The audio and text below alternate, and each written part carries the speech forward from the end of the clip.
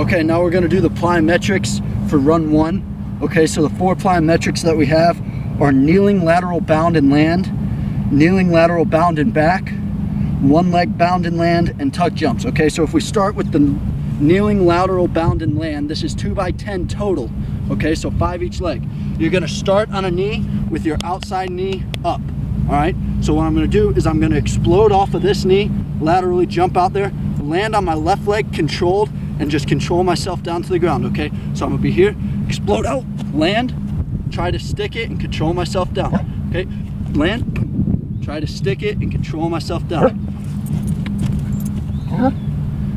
All right, and now we're gonna go the kneeling lateral bound and back. So it's the exact same as what I just showed you, except now instead of sticking and coming back and kneeling, we're gonna stick, make sure we're controlled, and come back. The goal is to be able to come back as quickly as possible, but we have to make sure we're sticking and controlled before we can come back, okay?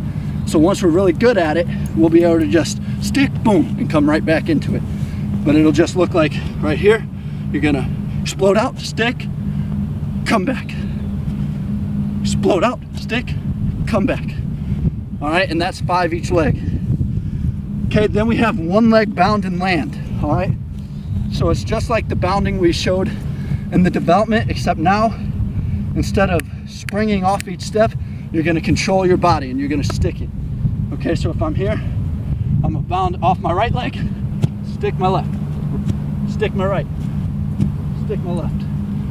Okay, and then the last one is tuck jumps. We're trying to get as high as we can, as quick as we can off the ground. Okay, so we're just gonna be right here and just, got it?